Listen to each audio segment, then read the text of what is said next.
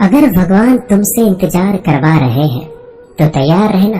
वो उनसे कहीं ज्यादा देने वाले हैं जितना तुमने मांगा है। जिस तरह लोग मुर्दे इंसान को कंधा देना पुण्य समझते हैं, काश इस तरह जिंदा इंसान को सहारा देना पुण्य समझने लगे तो जिंदगी आसान हो जाएगी। मत सोच इतना जिंदगी के बारे में। जिसने जिंदगी दी है उसने भी तो कुछ सोचा होगा। बेवजह ही नहीं होती लोगों से मुलाकात, किसी से सबक मिलता है तो किसी से ज्ञान। श्री कृष्ण कहते हैं, किसी को दुख देकर मुझसे अपने सुख की इच्छा मत करना। अगर तुम किसी को एक पल का भी सुख देते हो तो अपने दुख की चिंता कभी मत करना। जब दर्द और करबे बोली दोनों सहन होने लगे तो समझ लेना जीना आ गया है। कौन क्या कर रहा है, कैसे कर रहा है, क्यों कर रहा है, इन सब से आप जितना दूर रहेंगे उतना ही खुश रहेंगे। हंसते रहो तो दुनिया साथ है, वरना आंसुओं को तो आंखों में भी जगह नहीं मिलती। जीवन में जो होता है वह किसी वजह से होता है। या तो वह आपको कुछ बनाकर जाता है या फिर कुछ सिखाकर। कटना, पिसना और अंतिम समय तक निचोड़े जाना गन्ने से बेहतर कौन जानता है कि मीठा होने का नुकसान कितना होता है। जब कोई दिल दुखाए तो सबसे बेहतर है कि हम चुप हो जाएं, क्योंकि जिन्हें हम जवाब नहीं देते उन्हें फिर वक्त जवाब देता है। अंधे बहरे गूंगे बनकर अपने लक्ष्य पर ध्यान देते रहो। यहाँ इतने खाली लोग हैं कि ना खुद कुछ करेंगे और ना करने वालों को कुछ करने देंगे और उनका मनोबल भी तोड़ देंगे। लोग जरा सी बात पर आपको छोड़ देते हैं और भगवान जरा सी प्रार्थना से आपको थाम लेते हैं। कर्मों से डरिए, ईश्वर से नहीं। ईश्वर तो माफ कर देता है मगर कर्म नहीं। यह अटल सत्य है कि जैसे बछड़ा 100 गायों में अपनी माँ को ढूंढ लेता है, उसी प्रकार कर्म अपने कर्ता को आज नहीं तो कल ढूंढ ही लेता है। नियत साफ और मकसद सही हो तो यकीनन किसी न किसी रूप में ईश्वर भी आपकी मदद करते हैं। जिंदगी में जितना शांत रहोगे अपने आप को उतना ही मजबूत पाओगे, क्योंकि लोहा ठंडा होने पर मजबूत होता है। गरीब रहोगे कोई ध्यान नहीं देता। मेहनत करोगे तो सब हंसेंगे, लेकिन जब कामयाब हो जाओगे तो सब जलेंगे। जिंदगी वो हिसाब है जिसे पीछे जाकर सही नहीं किया जा सकता। इसलिए आज में सुधार करें और पुरानी बातों को अनुभव की तरह इस्तेमाल करें। जिस जिंदगी में उत्साह, लक्ष्य और अनुशासन ना हो उसे जिंदगी जीना नहीं, जिंदगी काटना कहते हैं।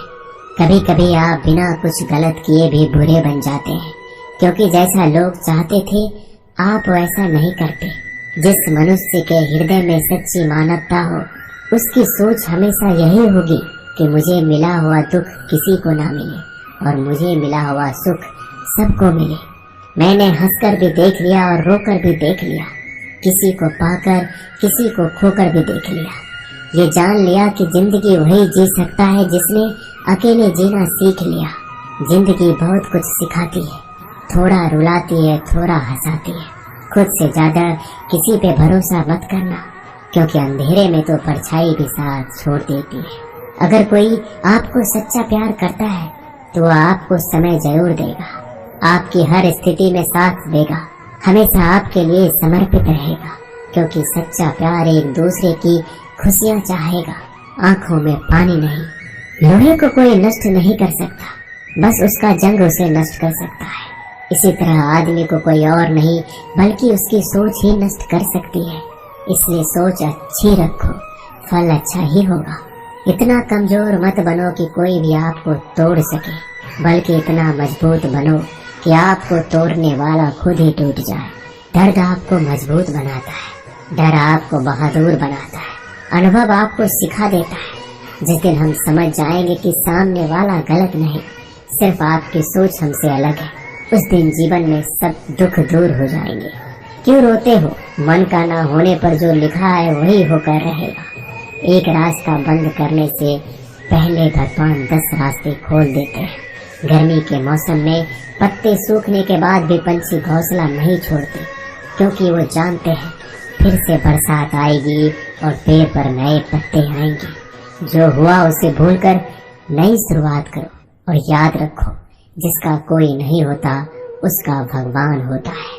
मतलब से जुड़े रिश्ते मतलब तक साथ देते हैं, लेकिन दिल से जुड़े रिश्ते आखिरी सांस तक निभाते हैं। अच्छा काम करते रहो, चाहे कोई सम्मान करे या ना करे, क्योंकि सूर्योदय तब भी होता है जब करोड़ों लोग सोए रहते हैं। दुनिया में हर एक काम आसान है, केवल अंदर से आवाज आनी चाहिए। हमेशा मेहनत और उस परमात्मा पर विश्वास रखना इस सफलता का सूत्र है। जीवन में सबसे बड़ी गलती वो है जिस गलती से हम कुछ सीख नहीं पाते। जो व्यक्ति अपने मन को काबू में कर सकता है वह जिंदगी में कुछ भी कर सकता है।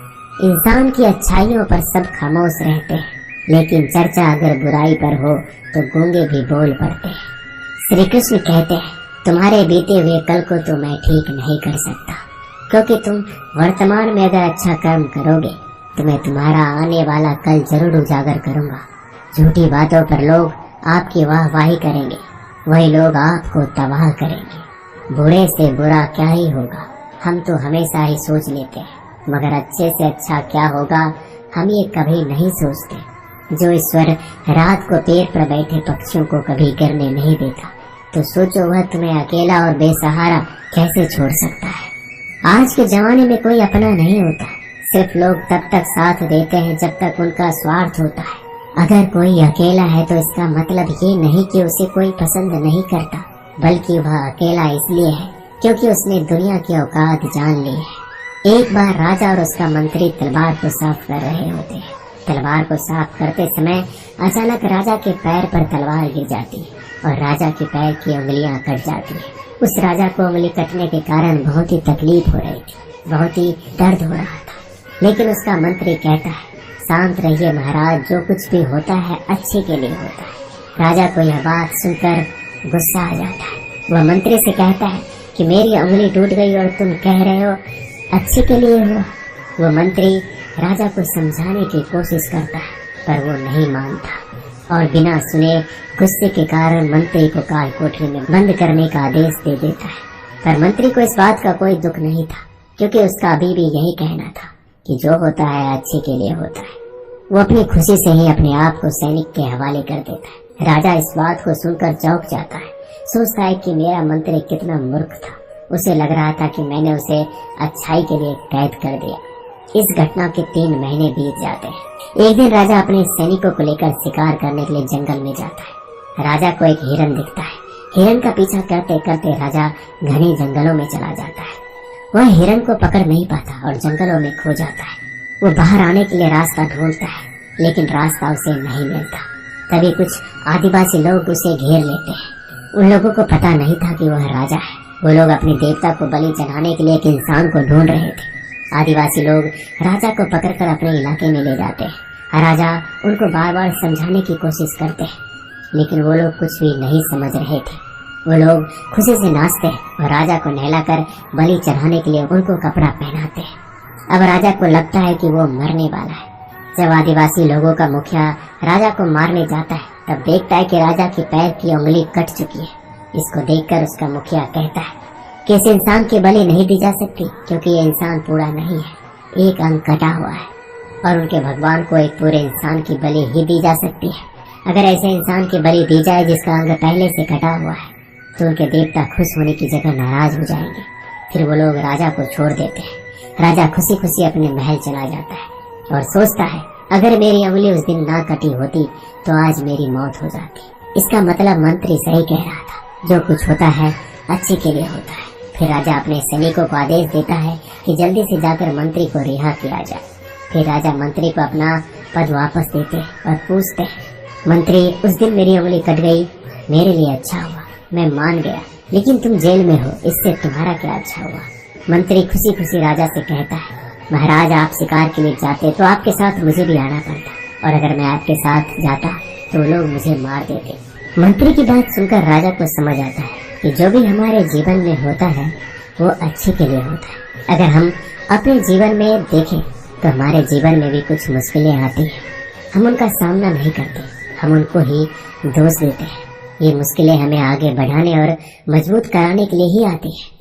हमें हर मुश्किलों को सकारात्मक तरीके से देखना चाहिए, क्योंकि हर चीज कुछ न कुछ सिखाकर ही जाती है। हर व्यक्ति के जीवन में सुख और दुख का आना जाना बना रहता है।